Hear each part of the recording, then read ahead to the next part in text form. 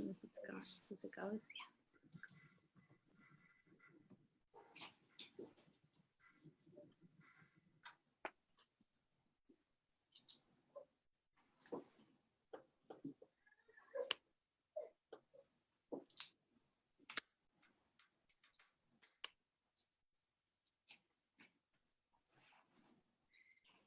Hello, welcome to Slate School and our panel discussion entitled Communicating the Mission. Slate School is committed to excellence in education, and we are delighted to present the Education Idea Lab, which is a new, unique virtual series that is free and open to the public. This thought-leading event convenes leaders, change makers, and participants from all sectors of education and innovation. Thank you for joining us. We are thrilled to have all of you with us here today. My name is Julie Mountcastle, and I'm head of school at Slate School. I'll briefly introduce you to Slate School, review the panel logistics, and then we'll hear from our four amazing panelists. Slate School is an independent 501c3 nonprofit elementary school where education is focused on cultivating creativity, fostering ingenuity, and inspiring a deep passion for lifelong learning. At Slate School, we've formed a community that is constantly striving to improve practice, to create meaningful educational experiences for learners of all ages, and to change the landscape of education. Slate School convenes experts for important, authentic conversations about education, and these online dialogues, like today's, are free and open to the public. We're so delighted to have all of you with us today. I believe that we have learners again joining us from 6 continents. So now I'll describe the basic logistics of this discussion. We have 4 amazing panelists, and they have a wealth of expertise to share with you during this next hour. And each of our panelists today will give a 2-minute introduction about themselves, their current role, and their key guidance and advice about communicating the mission. We'll then proceed with the panel discussion, and we would invite you to submit additional questions as comments on Facebook, and we will select some of those questions to ask the panelists today as well. So we'll begin with having our panelists introduce themselves, and I'm going to go in alphabetical order. I'm delighted to introduce you to our first panelist, Dean Cycon. Hi, Dean. Hi, Julie. Thanks for having me. Oh, please, I'm so happy you're here. Well, shall I go? Yeah. Okay. So my name is Dean Cycon, and I'm the founder and CEO of Dean's Beans Organic Coffee. We're the first social enterprise in the coffee world. We've been around for 27 years. Our mission is to use specialty coffee as a vehicle for progressive social change throughout the coffee lands of Asia, Africa, and the Americas. And we do that by combining activism, advocacy, and direct people-centered development. Very unique program that we have, and quite award-winning. We've picked up everything from the Nobel Prize for Business to the Corporate Social Responsibility World Leader Award and all this other cool stuff. But more importantly, we have great relationships with farm communities on the ground in 10 countries and have a meaningful impact on them. That's our purpose. Communicating the mission. Well, the first thing is that I think missions, you have to have a clear mission, what exactly you're doing and what you hope to achieve, and make sure that it's not full of basically meaningless, overused words like, sustainability, which we used in the 1970s and which has become so co-opted that it really is meaningless. I hear elevator cleaning companies say they're sustainable. I hear computer companies say they're sustainable, let alone, food organizations and nonprofits. Well, it has no particular meaning. So be very conscious of what you're saying and make sure that the specific words have meaning, and also that you're saying something in a way that you understand that people are going to hear it, because how we speak, this goes back to Wittgenstein, if you're into philosophy, what we say is one thing, how it's heard is another thing. So I know for myself, and I'll get into this a little later, beating my head against the wall, saying the same thing for 10 or 20 years, only to realize people don't know what I'm talking about because they're hearing the words with a different frame. So getting the mission out is a lot more complex than coming up with a snappy line and then saying it a lot. So we're going to dive deep into that, I'm sure, all of us. Thanks. That's great, Dean. So glad you're here. And now I'd like to introduce everyone to Karen King. Hi, Karen. Hi. So my name is Karen King, and right now I have a background in marketing and sales. And when I was about 40 years old, I went back to school and became an elementary school teacher by choice. That's my dream job. And I now teach 5th grade in Newtown, Connecticut. And over the course of my 20-year teaching career, I have had many opportunities. It started as opportunities to connect my 10-year-old students to their counterparts in any country in the world, or in any part of the United States even. We've had pen pals and relationships in Fort Apache, Arizona, and in Kosovo, and in India, and in Ireland, and then eventually in Liberia, in a refugee camp. We had pen pals who were refugees for a while in Ghana. And over the course of my teaching life, I have traveled to many of those places, and that has led to a network of friends, trusted friends that I have around the world, particularly more and more in Western Africa. It has led to me also becoming connected with various service organizations, philanthropists, and other funders who I have worked with over the years to identify viable projects on the ground in various communities and then hook them up with like-minded donors who can bring them to fruition. And we all work as a team to do that. So more recently, in the past year, I have been part of a team of people, 4 of us, who have formed our own 501c3. Our name is Pomotsi. And our goal is to formally identify, we have founders who are in Zambia and Liberia and Toronto and me. We're the 4 of us. And we identify projects on the ground that are viable and that are grassroots, that come from the community. We vet them, and then we seek donors who will help us become part of our team to help this come to fruition. And so that's who I am. Awesome. Awesome. And now just welcome to Firdaus Jkharas. Hello, welcome. Hi, thank you, Julie. It's a pleasure to be here, and especially with this school, which places an emphasis on creativity, because that's what I use. So for the last 25 years, I've been creating creative media. And if I were to put my mission statement in one sentence, it is to use mass communication to better the human condition. So I have been creating mainly animation, now in 50 series, the most recent of which is on COVID-19, of course. And basically using animation as a means of mass communications to get around the barriers that we all have as human beings. To the best of my knowledge, my work has been seen in 198 countries by over 1 billion people, and it now exists in 385 language versions. And anybody on this call can go to my Vimeo channel and look at any of it and download it and use it for free. We don't, not charge anything, but we don't even ask for your email or your name or anything else, and there are no restrictions. It's all Creative Commons. You can do whatever you want with it. What I've specialized over the last 25 years, I founded a media company, but a media company with a difference. It's a social enterprise. I run it as a nonprofit corporation. And basically, we get around the barriers that separate us as human beings in communication. So every person has a number of barriers, and barriers are what separate and distinguish us as human beings.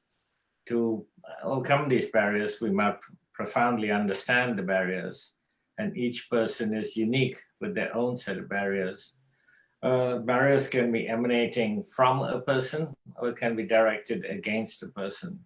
And what I mean by these barriers, the various kinds of barriers that we all have within us, our belief system, our culture, our economic status, our prejudices, our racism, religion, stereotypes, traditions, and values. these are the kind of barriers that I've been getting around with mass communication. So to answer your question in a nutshell, how do you state your mission? You have to state your mission understanding your audience and understanding what it is that your audience, who your audience is, and how you're going to get around the barriers that we all have as human beings to reach your audience. I'll stop there. Thanks very much. I see Dean nodding. That's great. Oh, and welcome now to Natacha Poggio. Welcome, Natacha. Hi, Julie, and I'm very excited to be part of this, session, especially like Firdaus said, for a school that enhances creativity in all learners.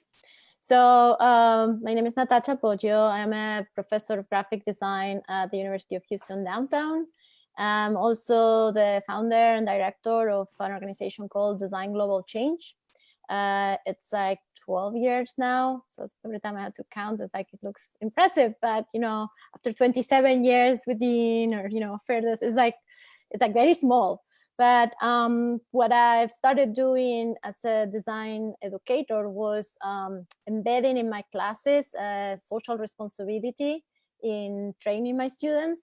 So, traditional design used to like create a packaging about a product. So instead of just being any product, I would use as examples companies, or come up with new companies at the time that there were not that many, that will have a social responsibility in place. So the students will have to learn about honeybees and the plight for saving pollinators, and like create a packaging design that will address a company that is doing specifically that, instead of just any packaging. So I have done projects like that, like they are theoretical, but I also have, with Design Global Change, created projects in different countries. So we have mostly focused on wellness, global health, and some of the environmental campaigns in Africa and in Latin America and some in Asia. I have been very proud of supporting the work of, like what Karen was saying, working with local organizations. So teaming up with engineers working on sites in Africa and rural India, and then figuring out how visual communication design could enhance or emphasize the messages that they're trying to communicate with a new intervention, be it like solar panels for pumps for well, or like creating tools for farmers, for rural farmers.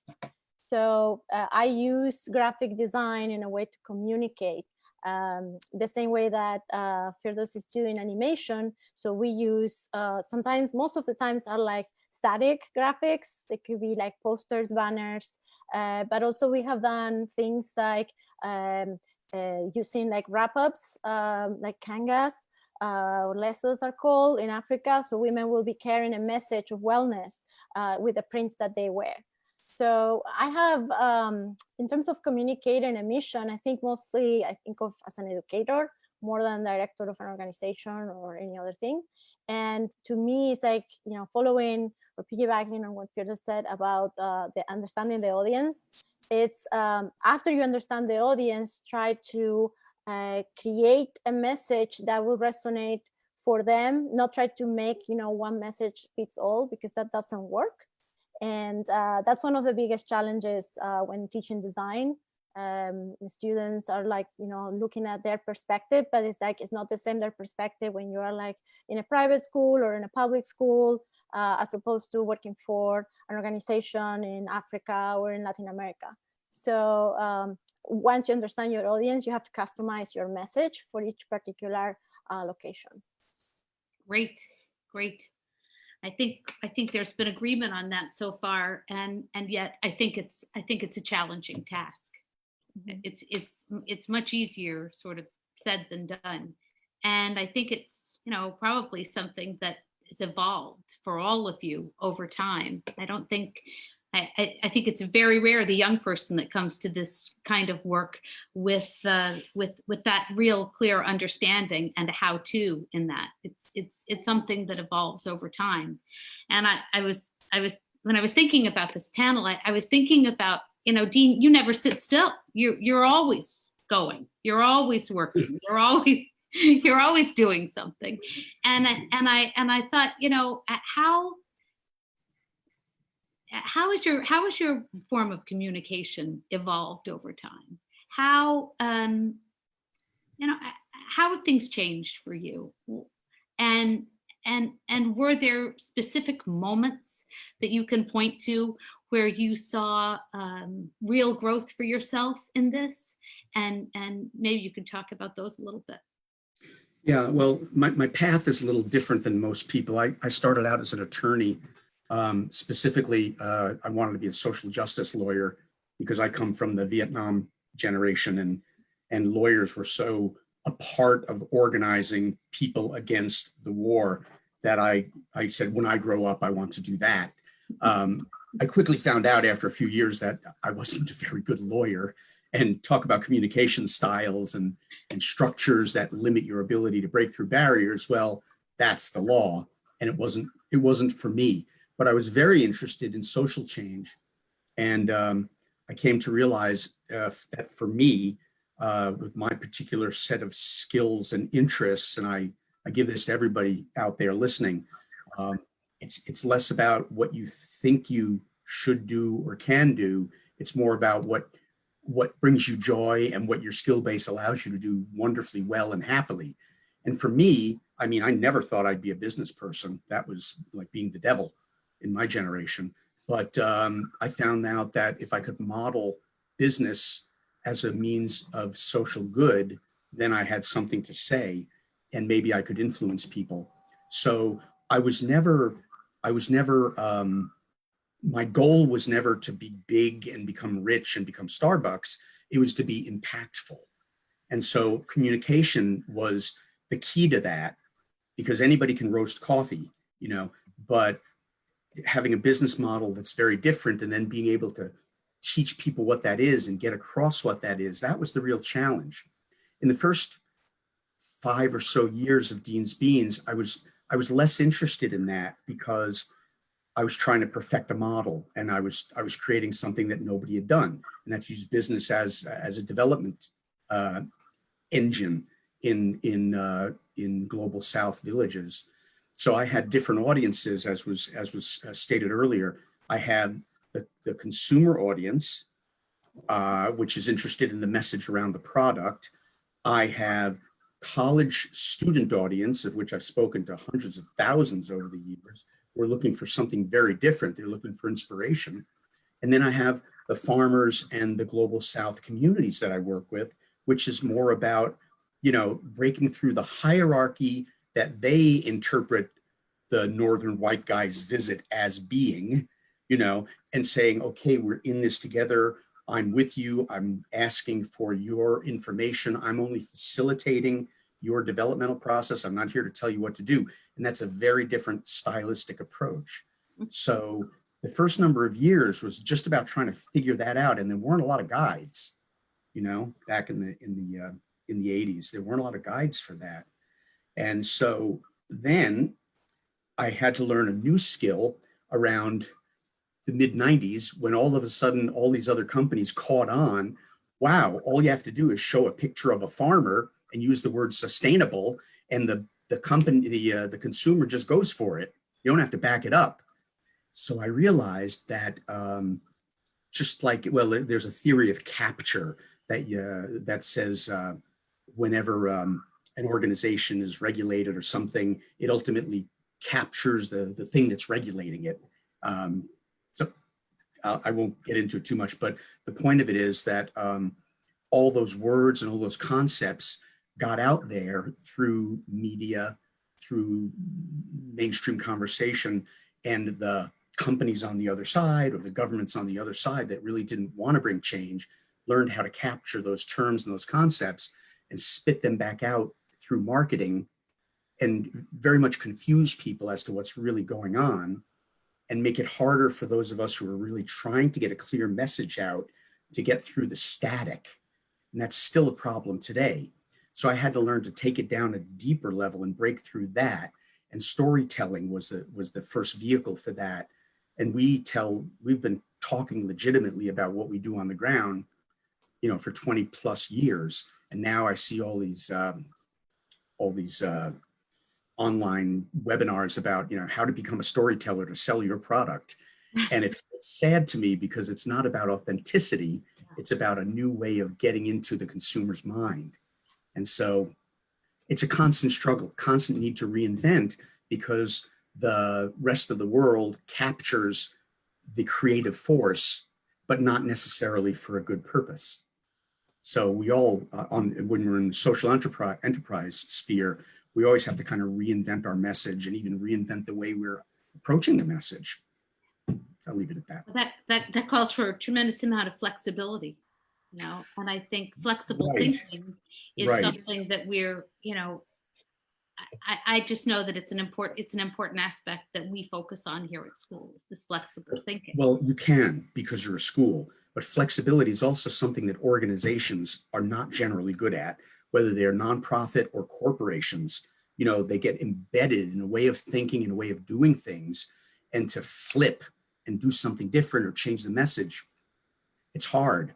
But I always said we weren't interested in making the money. We were interested in the integrity of the model, so we could flip anytime we needed to, with the message and stuff. But when I lecture at business schools, particularly, their response to that is, you can't do that. You got to stick with the same message or whatever for a long, long time. And then the structure gets created around it to support it. And it's very hard to change, organizationally, to change. Yes, that's so interesting.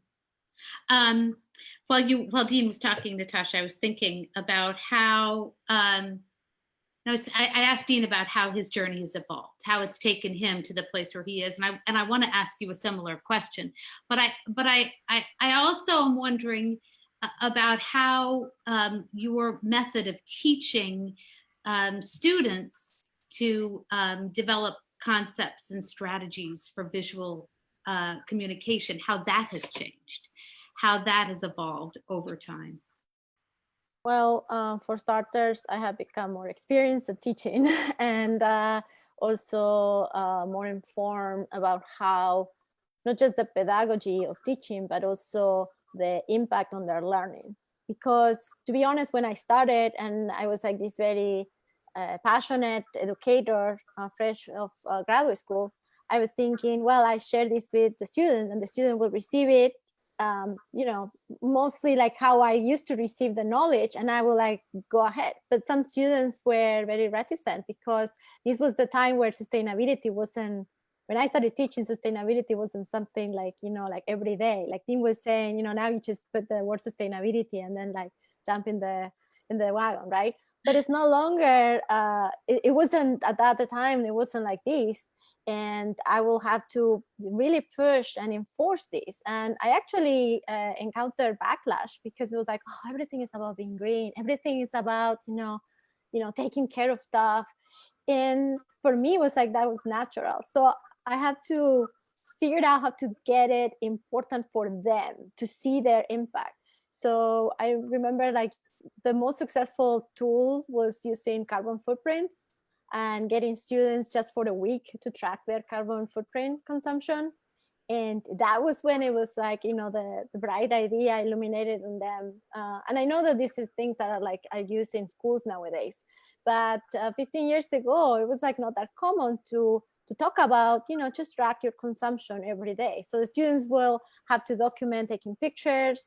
I had a student that was tracking how much he smoked by keeping the cigarette butts, and then he brought like a jar at the end of the week, and that's when he realized how much he smoked. It wasn't just like using the packet, but it was like the idea of like what is left from it. And then we talk about the nicotine consumption, but also what happens with those cigarette butts after they are like disposed. So it's like the little things. When I started realizing that if I show them the impact of their practices being sustainable or not, that's what is going to resonate with students. And with exposure to more information, to collaborate with people from different locations, and then invite people to my classes, which has been like I've been doing like Zooms or Skype or whatever was the tool at the time with many people, because I wanted the students to know voices from other locations, so they see that it's not just the privileged area where like you might be, but it's like if you talk with educators or students from India or from other parts of the United States, their lives are different, their impact of the surrounding environments are different. So I think that one of the things that my students learned from this experience was first, like learning from others, like putting themselves in someone else's shoes by listening to the stories. I believe like the keyword is storytelling. I was listening to Dean and I was just typing some notes of, like the storytelling tells you impactful messages. It's like if you know how to craft them properly. And I think that that's what we are all discussing here. It's like how we communicate, messages, how come, the mission, but as how we communicate a story. So I think that in the evolution of my strategy I became better communicator of stories. Beautiful. At our school, we have a writer in residence, and she's actually written a little song that's called "Show Don't Tell." I will not sing it now, but it is a lovely. It is a great reminder, and the kids love it. And I think it's such an important concept in every kind of communication, whether you're communicating your mission or you're sharing information about something that you've learned about that you're passionate about. And I just think the show don't tell idea is it's a really powerful one. And I'm sure I see Karen is nodding. And I think really sometimes our most powerful missions are realized and understood when you show, not just tell. They need to be experienced. And I'm just wondering how you apply that. And Karen, you could talk about your new initiative, your student, your passion for your students. I think there's so many crossovers here. Just go, just talk. Yeah, I feel like I wear a lot of different hats, and as you've been talking, I've been thinking about this new program that we're having. That's and then I also think about my teaching, but I've decided to go with my teaching. Okay. Okay. All right. I teach 5th grade, so I teach 10-year-olds. And I've traveled throughout the world, and I teach in a very an upper middle class rural community of Newtown. It's largely a white community. It started with farmers. Most people live in very nice big McMansions, and it's a very homogeneous group of students that I have, beautiful children. But as soon as I started teaching, one of the things that I wanted to do just naturally, not because I planned this, not because it was an intentional thing, but it's who I am. I just wanted them to understand that the world was much bigger than the town that they were growing up in. And that's why I started by doing really simple things before the internet that just had to do with pen pals, right? Like pen pals in Ireland, pen pal, just a pen pal anywhere, so that we could learn about someplace else and meet other kids. And realized the world was bigger. However, it sort of culminated with a particular project that I know you've already heard about, Julie, but a project that we did when we became pen pals with refugees in Ghana. And they were refugees. Jennifer Staple, who started Slate School, works for you, obviously, the founder of Unite for Sight, and she's the one who facilitated this pen pal relationship. And it involved kids in my town, 5th graders, communicating with kids who were in a school in the Budaburam refugee camp in Ghana.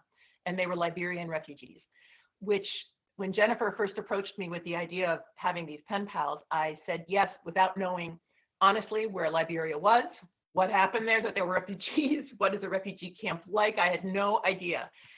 And how I communicated that with my students and with the families of the children in my class is that I was very open about my own ignorance.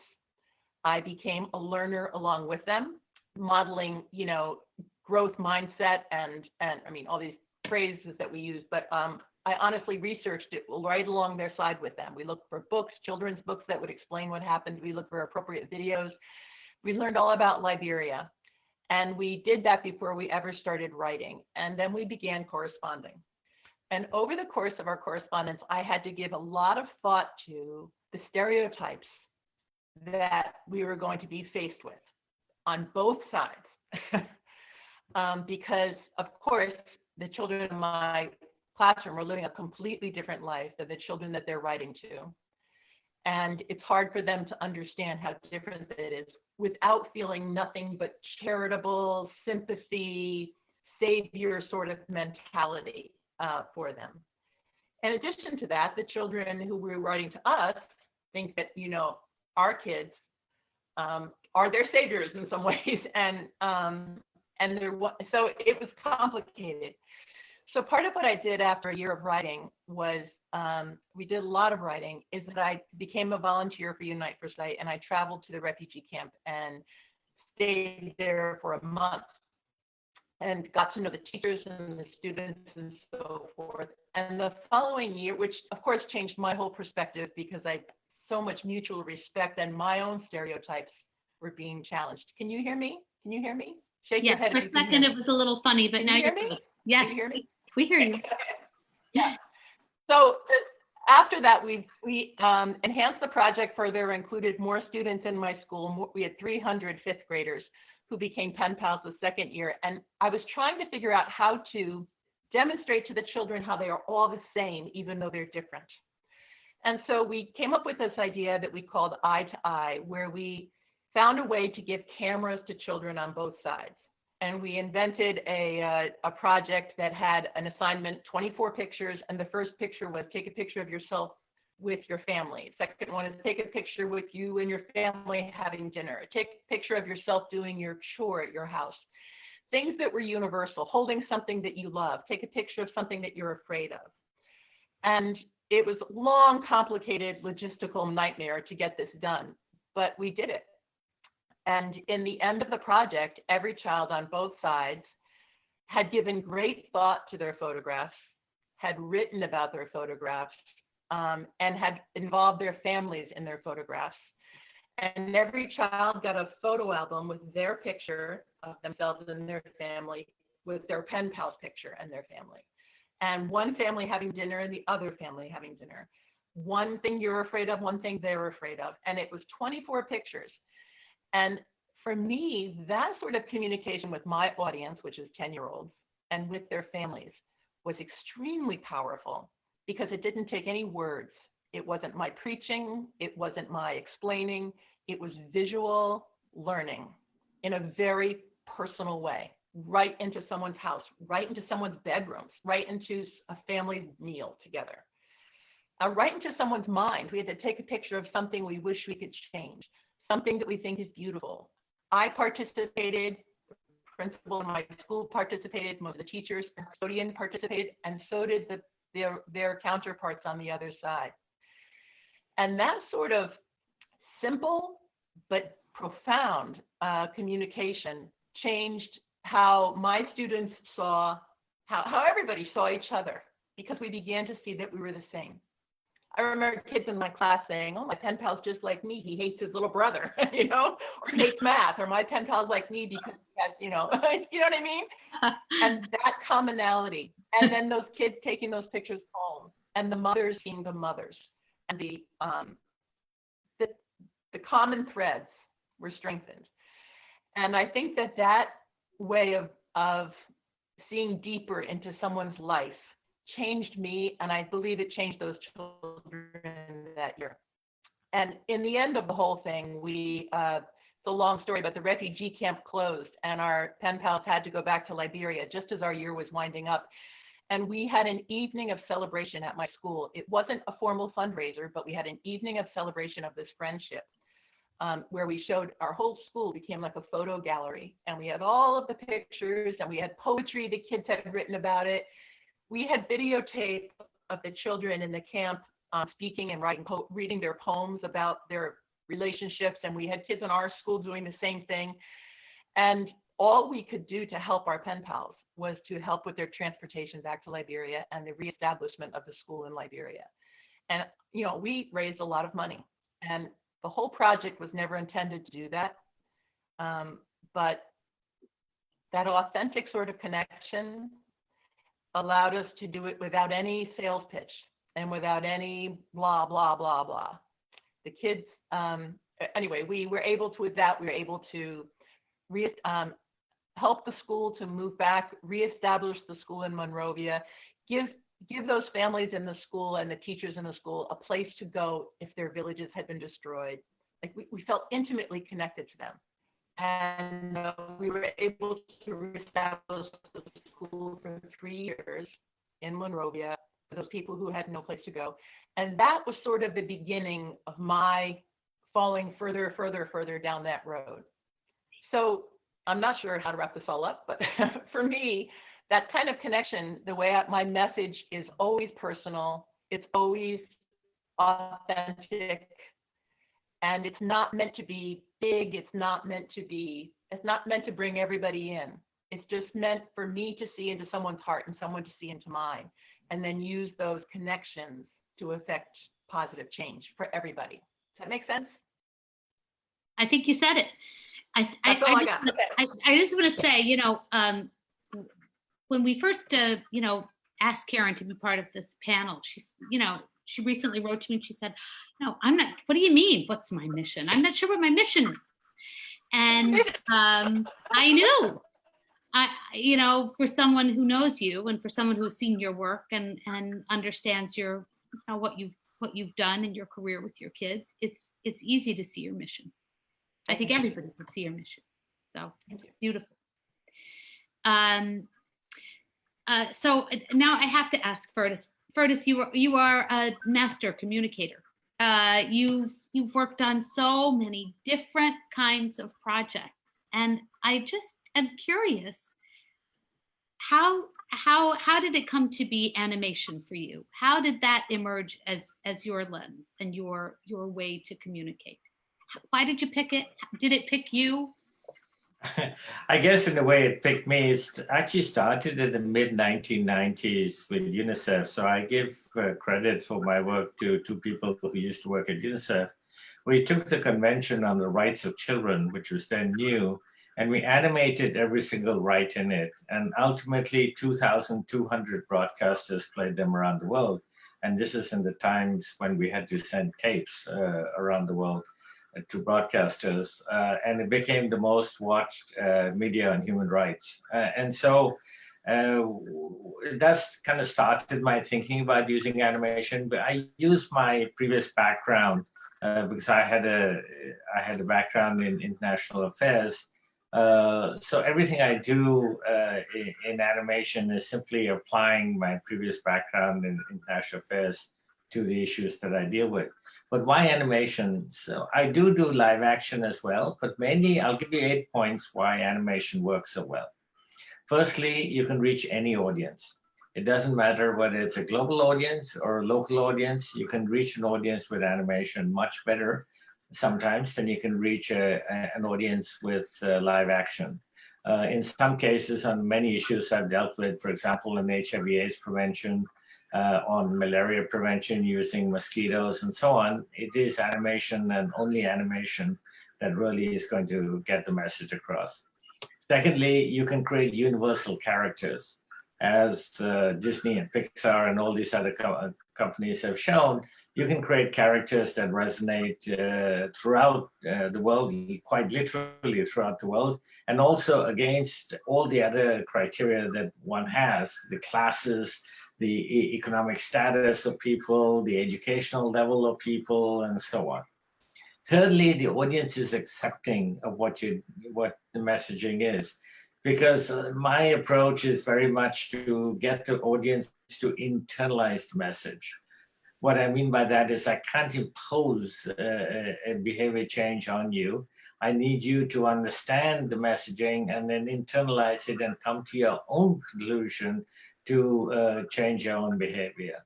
Fourth, there's a global acceptance of animation. So everybody's used to animation. It doesn't matter which country you're in. It doesn't matter which ethnicity you are. And it doesn't matter which language you talk. Fifth, there's a sense of non-realism to animation, so that you know that what you're seeing is not real. So the most famous thing I ever did was create funny animated condoms to stop the spread of HIV/AIDS.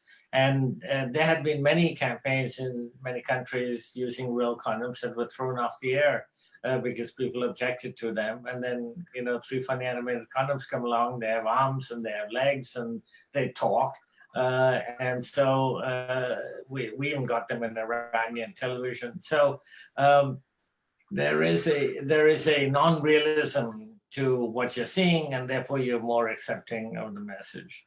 Then there is a suspension of your disbelief system. So you know what you're seeing is not real. You suspend your disbelief. If you had something that was real, and you have what is called a disbelief system that comes into effect, where you may or may not agree, understand, or appreciate or internalize what you're seeing. But if it's animated, you have what is called a suspension of your disbelief system, and therefore you can understand and accept the message. 7th, it's very easy to sync to other languages. So if you have a Black person speaking Japanese in Japan, of course there's some Black people in Japan, no doubt, but you know, it does create a disconnect with the audience sometimes, and it's very difficult in, you know, in Africa to have a lot of white people or whatever. So that if you have an animated character speaking any language, literally any language, you're accepting of it, and it's easy to sync because you don't have the lip sync problem that you have with live action. It's very rare for somebody to look at an animated series that has been well done and say that has not been produced in that particular language. But it's very easy when there's live action that is a dubbed version, and that person is not really speaking that particular language. And lastly, it allows for innovation. Very easily allows for innovation. And right now, I've just finished a series on COVID-19 because I've been most concerned in COVID-19 about the most vulnerable of the vulnerable, which are basically people who can't move. And what I mean by that is, for example, we saw it on the ship where people could not get off the ship. We're seeing it in Canada. We're seeing it in long-term care facilities where people are getting COVID because they can't move. And what I concentrated on was refugee camps. So I've just created a series that's now in 15 languages that over 90% of the world's refugees speak because they can't move. For the most part, if they're in refugee camp, they're quite often surrounded by the country's military. They're not allowed to leave the camp. Hygiene facilities are very limited, and health facilities are very limited in any case, even in the best of times. And now it's even worse. So refugees, prisons, long-term care facilities, these are the most vulnerable, I think, of the people who are exposed to COVID-19 right now. And so I've been concentrating on these people. It allows for innovation because you can easily change something. And COVID-19 is a good example where the information has been rapidly changing. So for example, in Canada, originally in January, February, we were told not to wear masks. Like everybody in my country was told, don't wear a mask. We don't want you to wear a mask. Well, Europe and Asia started by wearing masks, and then Europe wore masks. And then Canada finally said, okay, yes, wear a mask. So that kind of changing information is very easy to do in animation because I can instantly in a computer put in new information, create a new part of it. So animation allows for innovation, and it's very easy to manipulate and change the messaging. Why it's very much more difficult than live action. So all of this has led me to create 50 series now that are animated on these kinds of topics, just on health. I mean, I've worked on COVID-19, on Zika, on malaria, on HIV/AIDS, on Ebola extensively in West Africa in 2014, including Liberia. So, you know, these are, I mean, that's just on health. The plague in Madagascar a couple of years ago, believe it or not. So it's much easier to use animation when you're addressing these kinds of issues. I would say that what I do though is very difficult. It's the most difficult approach, and that is I use humor to bring the audience to a serious point. And I think that humor is a critical element in this, because a lot of people try and bash you over the head with this kind of messaging. And the best example I think of is violence against women. A lot of social messaging will show you a battered woman and basically say, don't do this. Well, to me, it just further stigmatizes the woman.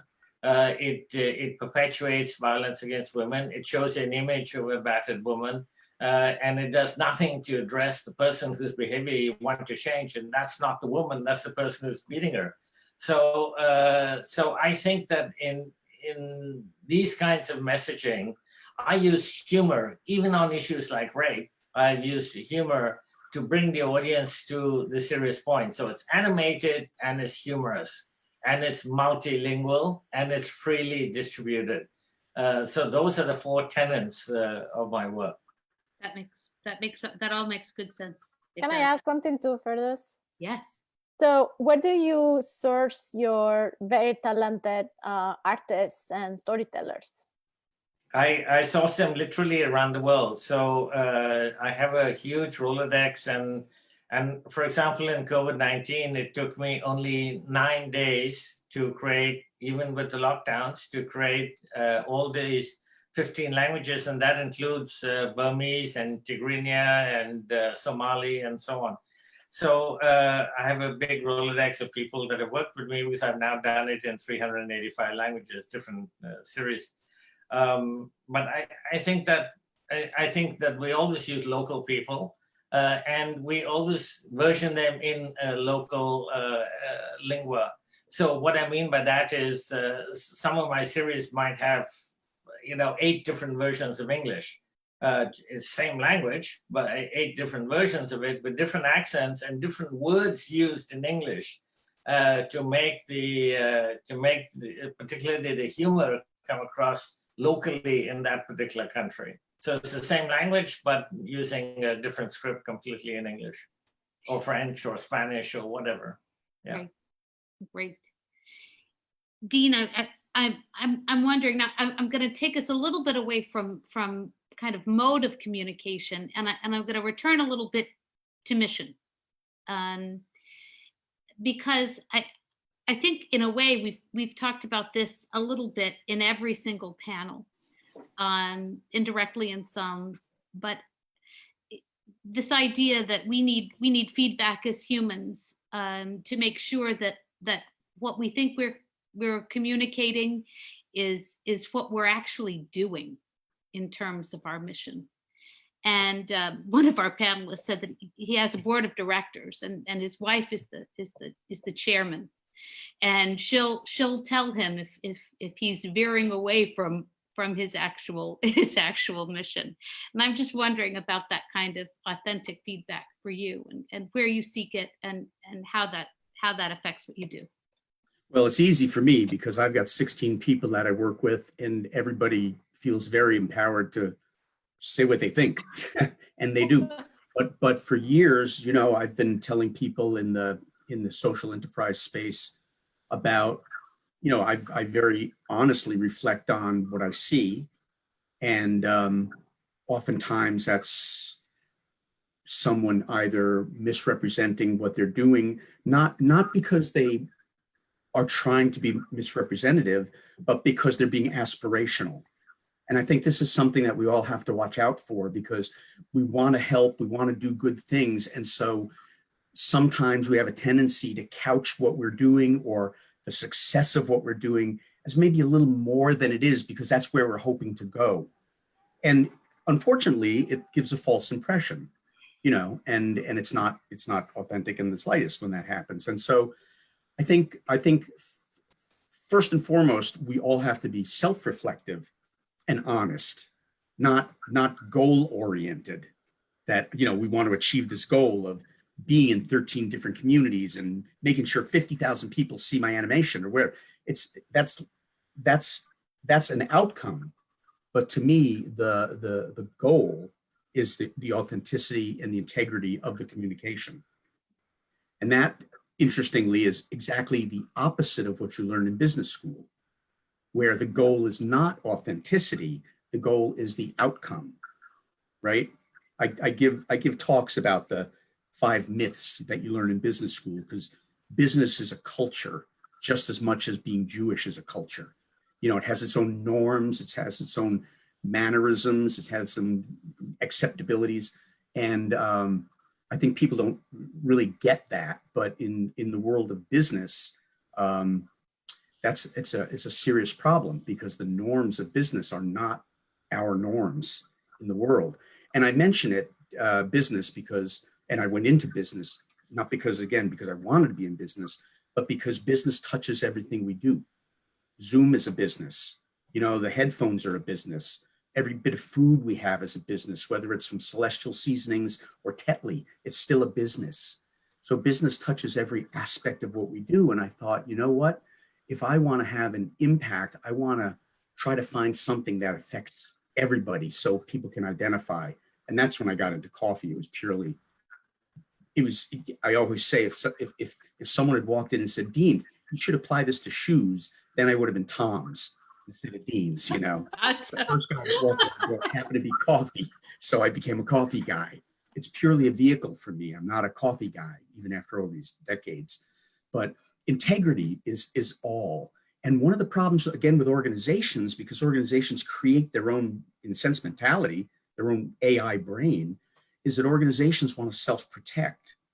You know that every time you call up the telephone company or any place else and you want to complain, the person takes it personally that you're talking to, gets very defensive, you know, because people identify with their organization, with their family, with their giant family. And so, again, another barrier is trying to break past people's identification with that thing that they're involved in, whether it's a government or a nonprofit or a tribe, you know, and allow for real communication. It's not easy. Yeah. This question, actually, I'm going to ask of both Natacha and Karen, because you have students that are, you know, along the way, but still at the very beginning of finding their own voice. And I'm just wondering how you approach helping students find their own voice, and how this relates to helping them find their own mission. So I don't know who wants to go first. I'm looking at Natacha. She just nodded. So Natacha's first. Okay, I'll go first. Well, I have taught at multiple institutions now. This, you know, like change. The culture of the institution is different as well.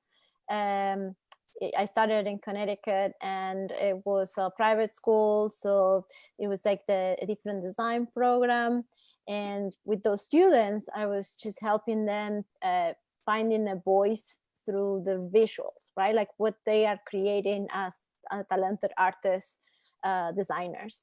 So it would be like how to communicate something that you're passionate about through your skills. At the institution where I am right now, it's a little bit different, because I see students only a glimpse of time as they go and move on through, you know, courses to continue with their larger program. So it's not that I've seen them from the very start as freshmen all the way to senior year. So my chance of exposing them to this empowerment is limited, but at the same time, I feel that they have a larger need, because predominantly my school is first generation college students. So I really feel like the mission that I have right now is even more important than I ever have.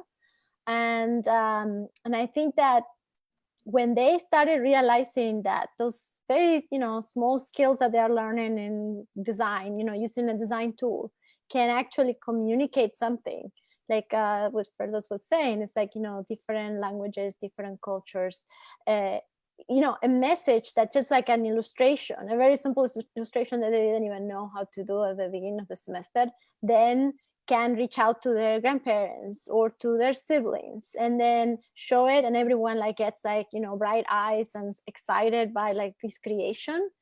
that's a way of getting them to realize that they have a voice. And even if they're not going to continue as designers later on, they can actually communicate. They now have tools to communicate that they didn't know they had at the beginning, in the first place. This is a program that is like enhancing arts and communication skills. So they learn communication, like theoretical aspects of communication. But sometimes it's just like, like a very simple graphic about endangered animals for them tells a story.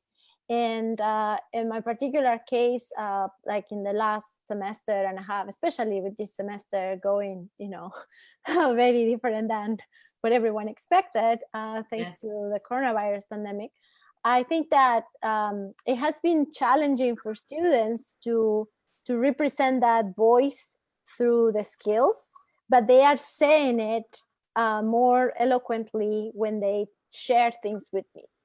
As opposed to, like the specific assignment that they have to create.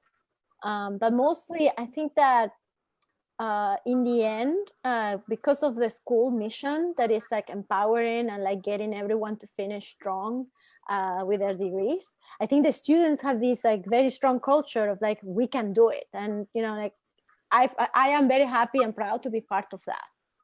That's great. That's great. Karen, what are you doing with those fifth graders?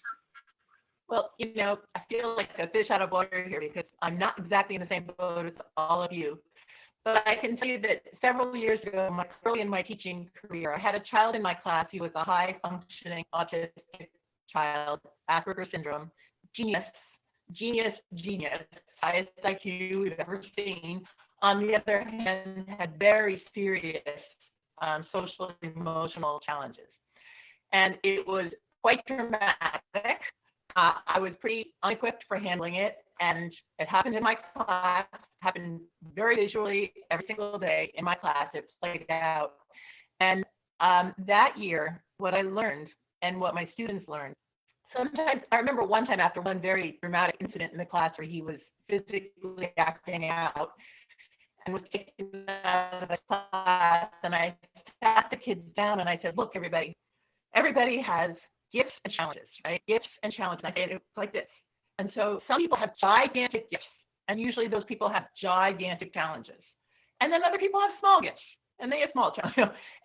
And I talked about, so the boy's name, so what was Johnny's? What's Johnny's? Every hand went up and go, oh, he's so smart. He corrects you every single day when you're teaching, and he knows more than even the teacher. And I was like, that all of this is true. Now, what's his challenge? The challenge is that he can't look someone in the eye. He can't respond appropriately. He can't read social cues, and those dramatic. And once we sort of identified that and saw how they evened each other out, we started talking about that, about all of us.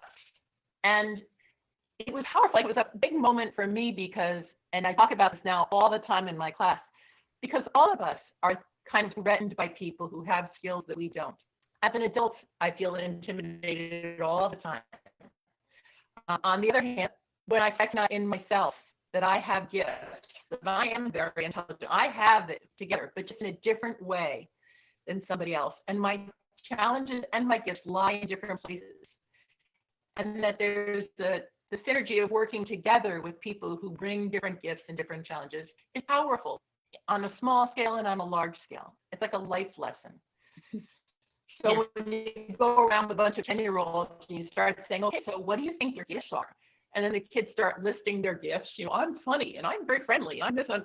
I'm really good at writing. And then you start going around saying, okay, let's talk about our challenges. Like, what are your challenges? And they'll say, oh, I can't pass math, It starts to help you to expose yourself about it, stop hiding, and recognize that you are not just your challenge and you are not just your gift. We're kind of a combination of every single person, and it makes it much easier for me to maneuver my way through life and people, thinking of things that way. I used to, before I used to work for NHMO. I worked with a lot of doctors, medical doctors, and I was in sales and marketing, so they all thought, that I was like the fluff, of the organization. And I remember sitting in these meetings with these highly intelligent people, and being afraid to say anything because they were so, like they were talking about things that I had no idea about. And I just knew how to talk to customers and patients. That's what I know how to do. And at one point after some time, one of the physicians, the chief, came to me and he said, would you be able to do a workshop with the physicians about how to speak to patients? And I remember thinking, like, at that moment, like, wow, like, they're very smart, but, and they're very smart too. Like, they're very smart, but I have to teach them something. You know what I mean? Because that intelligence, sort of that bright light that was shown on their medical skill can sometimes leave things lacking in the other area. And so it made me see my world that way, which is what I showed my class. So for me, that's how I think kids find their voice. I think it's how they figure out what their passion's going to be and what their gifts are, and then follow that later in life. That's my thing. That's all I got. Well, I think what you say is, it relates so much to what Dean was saying too, about this idea of being authentic. Being authentic. Yeah. You know, we're never going to be authentic if we're trying to be, you know, somebody else. Even if we're the most brilliant copy of them, we're only a copy. And when we're copying someone else, we're just, you know, we're hiding the great things that we have that maybe haven't been uncovered. And how many people do you know wait until they're older to kind of get that?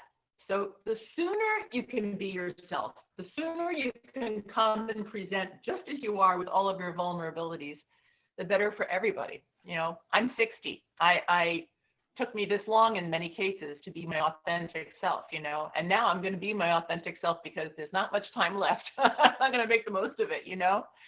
So I think starting at 10 is a good thing. Me. I cannot really believe it or bear that it's after 2, and we've been at this for more than an hour. But I am wondering if our panelists could stay for a couple more minutes, because I do just have one more question that I think could be answered by all of you, and I think it would be helpful to everyone listening. I guess I'm just wondering. We talk a lot about innovation. And I think the best innovation is something that happens when we're exchanging ideas, not when we're thinking about things alone in our heads. And I'm wondering what you can recommend to the people who are listening here about communication strategies that you found to be effective, and that you think translate well to other areas beyond what you do individually, whether it be to schools or to families in situations that they're in right now where communication is very different. There's a communicating with their families, which may or may not be great for them at the moment. And there's a lot of difficulty and estrangement in the world with communicating with others. So I'm wondering if you could all just talk a little bit to that. And I'm gonna start with Dean.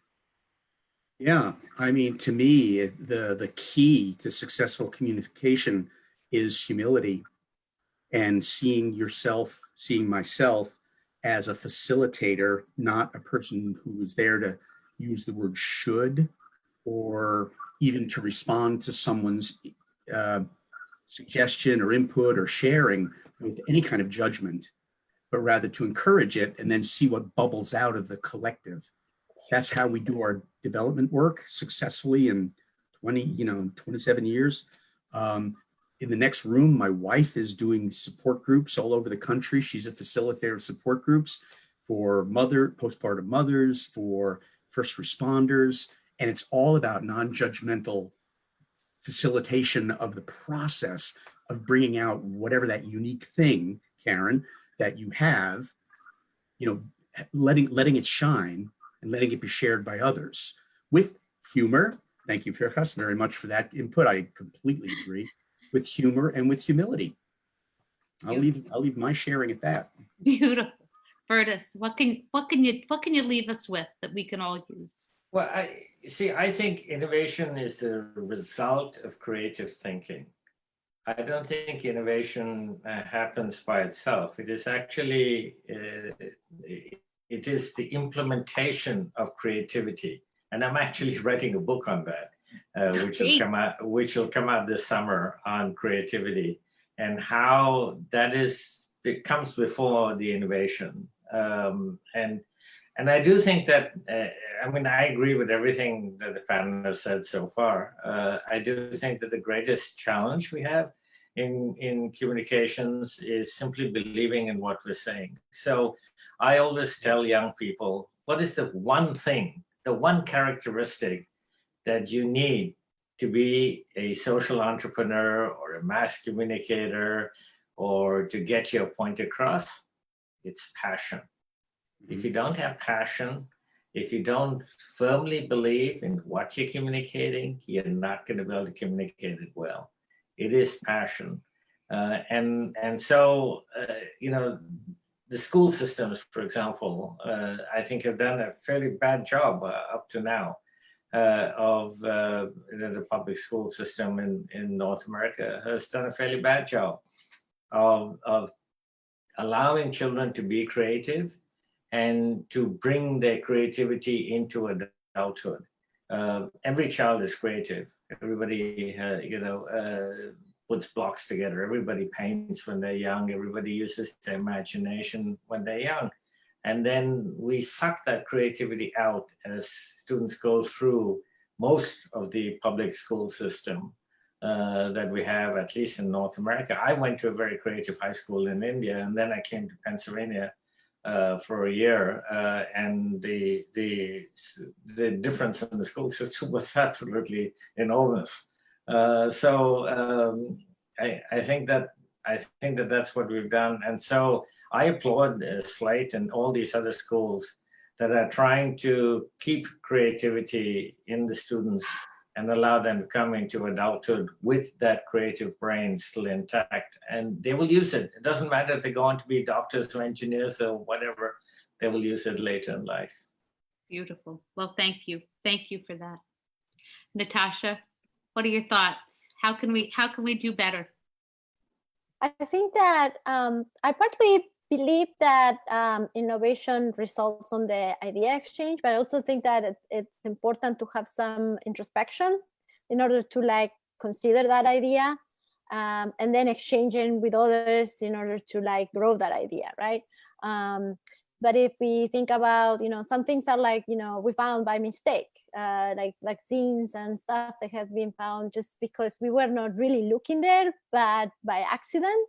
And I think partly it's just not trying to make everything perfect. I think the challenge, especially, when I talk to my students, obviously I want the best outcome on their results, but at the same time, I just want them to be experimental, to try different things. And sometimes the result is not going to be perfect, but at least they challenge their mind to go on a different path.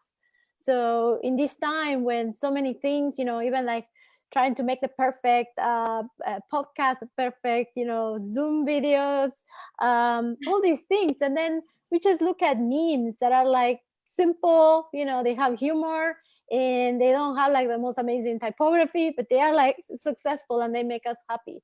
So how can we let ourselves be more open to less perfection in our lives, but more, experimentation? So I think that would be my message. Love it. We talk all the time here about the learning journey, how it goes up and down and up and down. And exactly. You don't learn a lot up here. It's comfortable, but you don't learn a lot. It's when you're trying to climb the hill again. Yeah. Karen, what should we know? For me, I think it is to as much as possible, let your mind take you where it's going to go, and be willing to share it, even if it's not perfect, even if it sounds crazy, but also to be open to other people. I find a lot of people are just in their own minds, they have their own ideas and are not always seeking to understand. I mean, that's one of the things I say in the classroom all the time, is seek to understand. When you are looking at your audience, before you can ever get to them, you need to seek to understand their perspective and where they're coming from before doing anything else. And so for me, it would be letting go of the need to be perfect or to appear perfect. And then secondly, to always seek to understand who you're talking to and be willing to have your vision be flexible when you have actually been able to merge with that person or with the other ideas.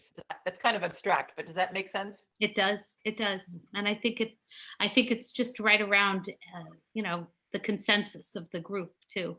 I'm afraid we do have to conclude. This is the time we had for this panel. I want to thank all of our panelists for the generous sharing of your wisdom. I learned a lot today. I say this every day, actually. But I'm particularly grateful to all of you. I really am. And I'm sure that everyone who tuned in around the world learned a lot.